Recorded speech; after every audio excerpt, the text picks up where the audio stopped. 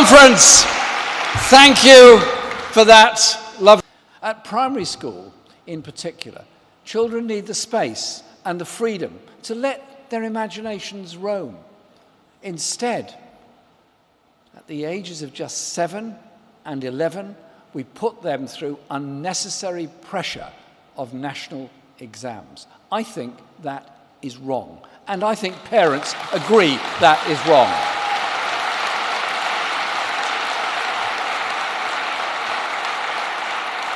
They don't want their children stressed out at a young age.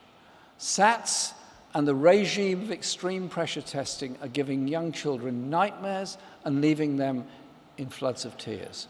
Teachers are reporting instances of sleeplessness and anxiety and depression even in primary school children during these exam periods. And it's even worse for children with special educational needs and disabilities. One teacher said to me that exams reinforce everything they can't do instead of what they're good at.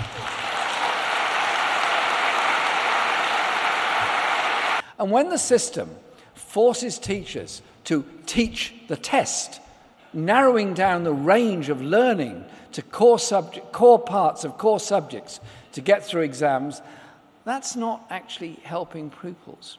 We need to prepare children for life, not just for exams.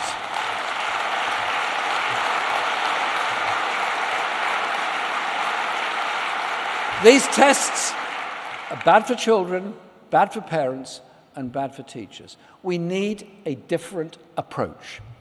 So today, I can give you this commitment.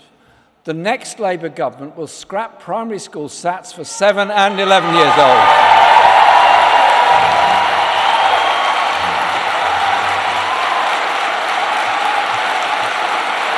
The pressure heaped on primary children and teachers by SATs comes on top of the devastating impact of austerity on our schools. More than 90% of schools have had their per-pupil funding cut. The first cuts to school funding in a generation. Classrooms are overcrowded. Support staff have been cut. Children are losing out. This is an attack on a whole generation who are being denied the start in life that they deserve. The shocking stories, and they are shocking stories we hear, speak for themselves.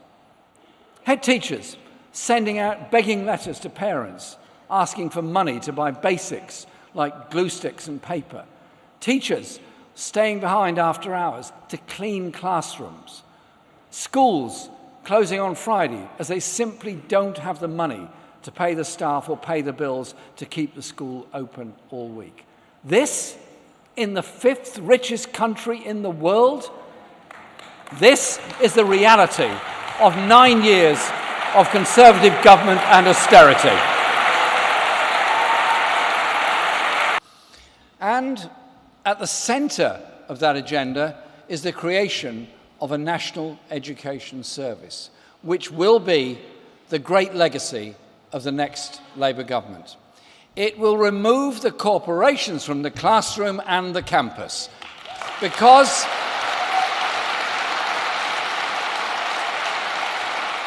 we believe that education is a right, not a commodity to be bought and sold. The National Education Service will make education freely available to everyone, whatever their age, from cradle to grave, just like the National Health Service.